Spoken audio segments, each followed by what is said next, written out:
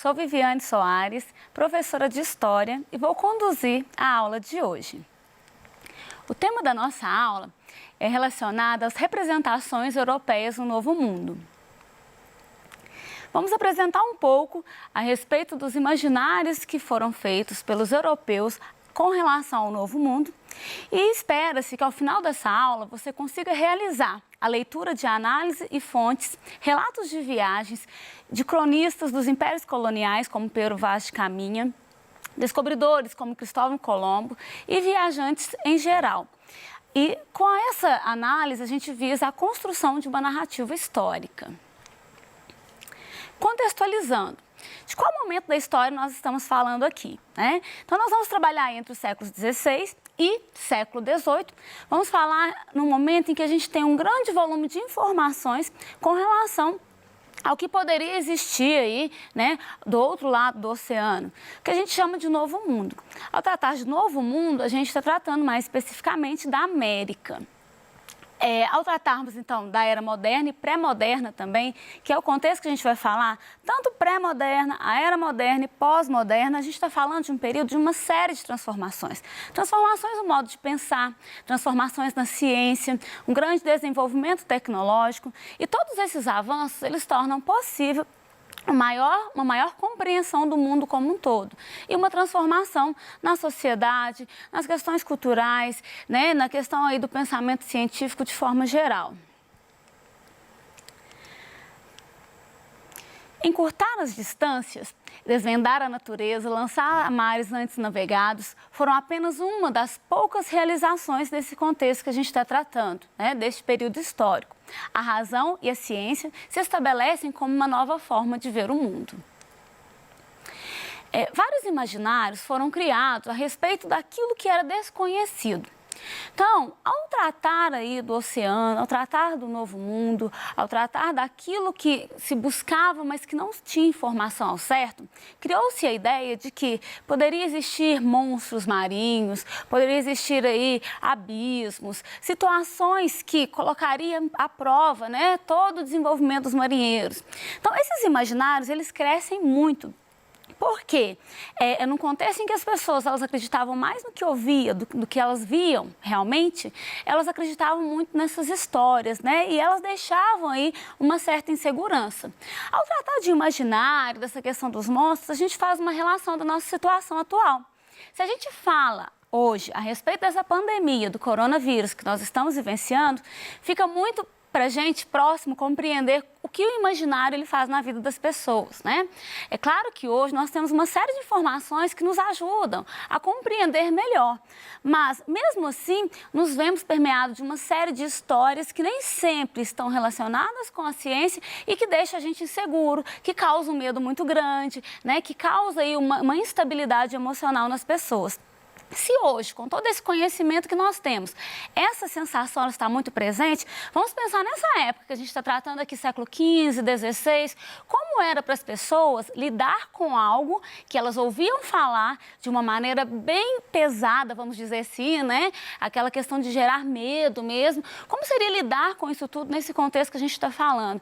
E o que essas pessoas utilizaram como forma de amenizar aí essa situação de medo, de insegurança e enfrentar o perigo, né, os desafios. Bom, sobre o mar, vou falar um pouquinho para vocês aqui como o mar era visto pelos navegantes, né? O alto mar era para os navegadores do século XV, o que o espaço é hoje para os astronautas, com a diferença de que o navegador ele sabia muito menos para onde ele ia e tinha menos esperança de voltar. Tinham receio de navegar na costa atlântica da África, além do Marrocos. Por quê? Nesse caso, entraria no Mar Verde das Trevas, um pântano inavegável, cheio de monstros, que tinha sido apontado pelos geógrafos árabes. Se aproassem para o norte, iria dar numa vastidão gelada, onde Judas espreitava perto das bocas do inferno. O pior de tudo era que, em qualquer direção, estaria mais longe da terra e à mercê de todos os elementos. Então, essa passagem, ela mostra para a gente um pouco desse imaginário que se criava em torno do oceano, né? Em torno do desconhecido. Já parou para pensar qual foi o desafio para esses navegadores lá no século XV, XVI em enfrentar esse desconhecido? Quais dos maiores medos que esses navegadores, então, tinham, né? Carregavam aí.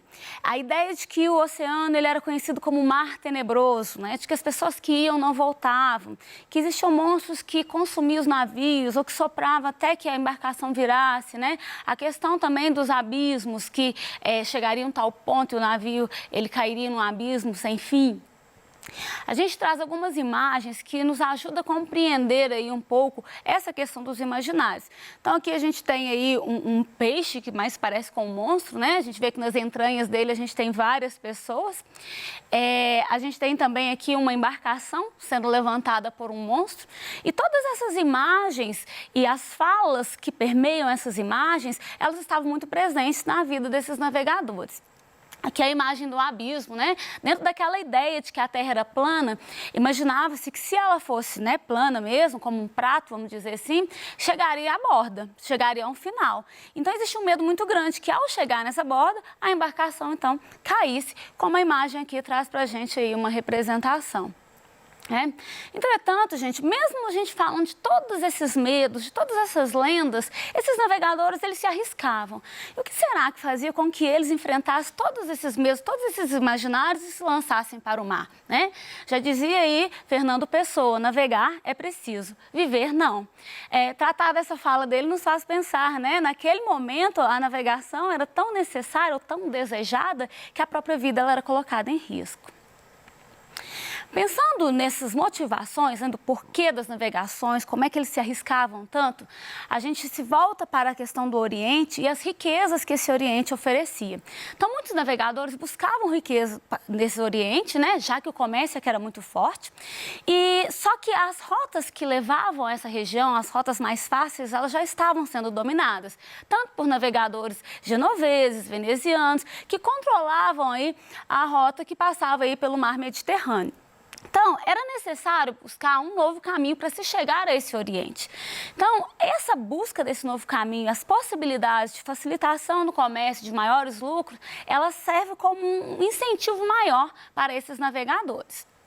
Bom, a gente falou a respeito do incentivo ligado às especiarias, né, que eram condimentos, temperos, produtos aí aromatizantes, peles, né? Num período em que a gente não tem, por exemplo, o uso de geladeira, né? Eles precisavam de temperos, algo que contribuísse aí para a manutenção do sabor da carne, dos alimentos. Então, esses temperos, nesse contexto, eles eram muito valorizados. Então, as especiarias é um dos exemplos, mas a gente tem também como desejos aí, como busca, a questão de mais terras, a questão aí de fiéis para a Igreja Católica. E a gente tem também a conquista de mercado consumidor, que é ter para onde vender os produtos. Bom, o primeiro povo que se propôs a explorar o oceano foram os portugueses, por uma série de questões. Os portugueses eles já haviam passado por um processo de centralização do poder, né, de formação de uma monarquia centralizada. Eles tinham experiência náutica, experiência na construção de embarcações. Então, todos esses fatores, acumulação de capital também é muito importante a gente citar, isso contribuiu para que eles se lançassem nas navegações. Mais tarde, nós vamos ter os espanhóis, que também já vão ter passado por esse processo de centralização. Os espanhóis demoram um pouco porque eles precisam aí expulsar os muçulmanos que estão dominando a região, né? Então eles passam por um período que é chamado de reconquista e só aí eles se fortalecem politicamente falando e podem também se lançar às navegações. Então, um dos pontos importantes neste contexto, a gente tratar aí do Novo Mundo, é a chegada de Cristóvão Colombo, né? Que ele vem amando ou patrocinado, melhor dizendo, pela Espanha, embora ele não era espanhol, ele era um genovês, mas ele chega ao que a gente chama hoje de Novo Mundo, né? Então ele vai chegar nas terras que mais tarde foram batizadas de América. É interessante a gente pensar que Cristóvão Colombo fez essa viagem em meio a todos aqueles imaginários que a gente já tratou, né? A questão de monstros, a questão de se existe ou não um paraíso do outro lado, né? A ideia de criaturas fantásticas, sereias, todas elas foram ultrapassadas para que essa viagem fosse possível. Nessa imagem, a gente tem retratado aqui um pouco desse imaginário, né? Então, são pessoas que estavam com a cabeça no peito, né? Pessoas com cabeça de animal, homens com um pé só, que se equilibravam em um enorme pé, né?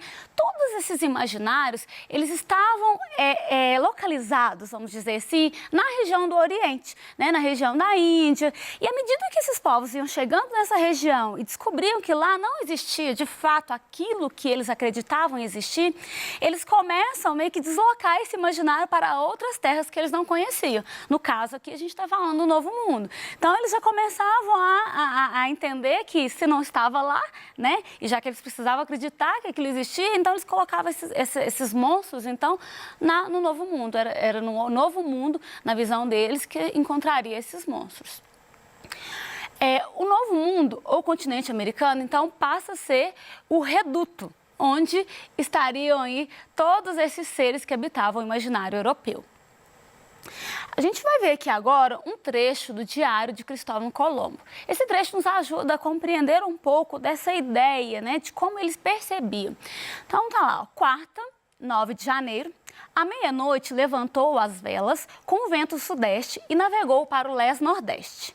Chegou a uma ponta que chamou de Punta Roja e a seu abrigo ancorou à tarde, que seriam umas 3 horas antes do amanhecer.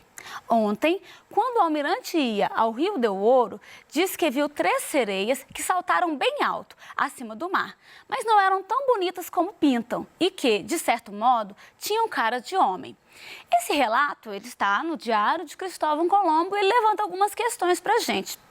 Colombo, que enfrentou todos esses desafios, navegou rumo ao Novo Mundo, rumo ao desconhecido. Em seu diário há um relato em que ele trata aí, né, de marinheiros terem visto a sereia. Ele até descreve que elas eram feias, que elas pareciam com homem. Como a gente compreender que esse relato estava presente nesse diário, né? Então, do que será que ele está tratando? Que tipo de descrição que vai embasar as narrativas do Colombo aí? De qual realidade ele está falando? Será que ele deixou a imaginação falar mais alto do que os dados, né? Aquilo que ele tinha de conhecimento? Como a gente pode entender esse relato? Uma das questões que nos leva a entender esse raciocínio do Colombo é que, como todos os navegadores da época, né, ou melhor, como muitos navegadores da época, a leitura dos relatos de Marco Polo, elas eram assim, muito presentes, eles faziam essa leitura. Então, há a hipótese de que as crenças que já estavam enraigadas, né, que ele já tinha essa ideia, já estavam enraigadas essas crenças, elas são misturadas mesmo com a realidade na hora do relato. Então, é meio que ele já vem aí em seu relato corroborar as ideias que ele já trazia até então construídas. A gente não pode negar, então, que havia um contato dele com outras narrativas. E isso pode ser um fator determinante para o fato de ter em seus relatos, em seu diário, a referência aí à presença de sereias. Outro momento importante da história aí, que a gente vai analisar por meio de fontes, relatos, registros, é a Carta de Pero Vaz de Caminha. É um documento muito importante. Pero Vaz, ele viajou na embarcação de Pedro Álvares Cabral, que foi aí um português, né, que chegou nas terras que hoje nós sabemos que é o Brasil. Bom, Pero Vaz, ele teve esse papel, né, de ser o escrivão, e uma carta que ficou muito conhecida é que ele vai descrever, né, falar aí sobre a terra encontrada. Então, o trecho diz assim: de ponta a ponta é tudo praia palma, muito chã e muito formosa. Pelo sertão nos pareceu vista do mar, muito grande, porque a estender os olhos não podíamos ver senão terra com arvoredos, que nos parecia muito longa. Nela, até agora não podemos saber que haja ouro, nem prata, nem coisa alguma de metal ou ferro, nem os vimos. Porém, a terra em si é de muitos bons ares. Porém, é o melhor fruto que dela se pode tirar, me parece que será salvar esta gente. Alguns pontos importantes desse relato, né, em que ele diz do lugar encontrado. Ele fala sobre a terra, sobre as possibilidades, né? Como essa terra, se ela pode nos dar fruto ou não. E arremata tratando a respeito de que o maior fruto que dela poderia se tirar é a questão aí de salvar as pessoas. Aí a gente sempre pensa, do que ele está dizendo, né? Salvar quem? De quê, né? Ou como? Ele está tratando da questão da religiosidade, né? Entendendo que os povos que viviam ali eram povos sem salvação, eram povos que estavam distantes de Deus. E aí a gente vê bem claro a questão da imposição cultural, né? Entender aí que o que a Europa tinha como base, com seus preceitos religiosos e culturais, deveria ser um padrão. Então, nessa visão, entendia-se que ao colocar os seus modos para os povos nativos, estaria salvando essas pessoas. Bom, em 1500, o Caminha ele acompanhou a frota do Cabral, né? Eu já comentei isso com vocês, e é isso que ajuda a gente a compreender essas narrativas, os relatos que ele faz nessa viagem que ele acompanha o Pedro Álvares Cabral. Ao tratar das narrativas, a gente reforça que é a questão do outro, porque compreende-se que os europeus, ao olhar o nativo, ao olhar o outro povo, ele faz a partir de uma lente cultural, né? Ele está olhando a partir da sua cultura, tentando enxergar o outro. Então, a gente até costuma dizer que ele não estava tentando ver o outro, conhecer o outro. Ele estava tentando reconhecer. A partir das suas características, ele buscava aquilo. E uma vez que ele não encontrava, aí ele considerava aquele outro como inferior, como selvagem, como alguém que falta civilidade, como alguém que falta religiosidade. Então, a gente tem algumas descrições, né? O Caminha vai descrever os nativos como rijos, saudáveis e inocentes. A gente tem aí o Américo Vespúcio falando aí que são mansos, vivendo de uma forma paradisíaca, de acordo com a lei natural. A gente tem também a visão deles como gente bestial, de pouco saber. A gente tem de Manuel da Nóbrega, né, que é um padre jesuíta, que vai falar que eles são cães em se comerem, em se matarem, são porcos nos vícios e nas maneiras de se tratarem. Então, todas essas narrativas, elas trazem um pouco dessa questão cultural que a gente diz aqui, né, desse etnocentrismo por parte dos europeus. A gente tem aqui mais uma imagem que ela retrata uma cena que foi tratada como cena de canibalismo, mas a gente sabe que, em se tratando de indígena, não se trata de canibalismo, uma vez que isso não faz parte da dieta deles, comer a carne de outro índio. A gente chama isso de ritual antropofágico, que é, a partir de uma guerra, né, eles devorarem a carne do inimigo naquela ideia de que eles estão devorando, na verdade, as suas qualidades, a sua valentia, a sua braveza. Ainda dentro dessa questão de aculturação, a gente traz aqui uma imagem da primeira missa, né, que deixa nítido a ideia de salvar pessoas e, ao mesmo tempo, deixa também compreender a questão do distanciamento. É uma imagem encomendada, então a gente sabe que ao pintar procuram criar aí uma ideia de harmonia, como se os nativos estivessem, de alguma forma, tentando interagir com a primeira missa, mas se a gente buscar, né, mais fontes, mais documentos, a gente compreende que não é um processo tão harmonioso, né? É um processo que ele vai gerar uma série de desgastes. Vamos ver por dentro do assunto algumas questões, né, para a gente poder reforçar o que foi dito até aqui. Então, a primeira questão, a gente tem aquele mesmo trecho que eu já li a respeito do relato de Pero Vaz de Caminha, que fala lá, né, que se pode melhor encontrar e salvar as pessoas da região. Uma questão. A carta de Pero Vaz de Caminha permite entender o projeto colonizador para a nova terra. Nesse trecho, o relato enfatiza o seguinte objetivo. Letra A. Valorizar a catequese a ser realizada sobre os povos nativos. B. Descrever a cultura local para enaltecer a prosperidade portuguesa. C. Transmitir o conhecimento dos indígenas sobre o potencial econômico existente. D. Realçar a pobreza dos habitantes nativos para demarcar a superioridade europeia. E E. Criticar o modo de vida dos povos autóctones para evidenciar a ausência de trabalho. Então, a questão certa, letra A, que é valorizar a catequese a ser realizada sobre os povos nativos, uma referência àquela ideia toda de salvar, né, a população. Outra questão aqui é a respeito também de um relato de viagem, né, que fala, todo homem de bom juízo, depois que tiver realizado sua viagem, reconhecerá que é um milagre manifesto ter podido escapar de todos os perigos que se apresentam em sua peregrinação. Tanto mais que há tantos outros acidentes que diariamente podem aí ocorrer, que seria coisa pavorosa àqueles que aí navegam querer pô-los todos diante dos olhos quando querem empreender suas viagens. Esse relato, associado ao imaginário das viagens marítimas da época moderna, expressa um sentimento de, letra A, gosto pela aventura, B, fascínio pelo fantástico, C, temor do desconhecido, D, interesse pela natureza ou E, purgação pelos pecados. Então, esse relato ele fala sobre o temor do desconhecido, né, relacionado aí a essas viagens.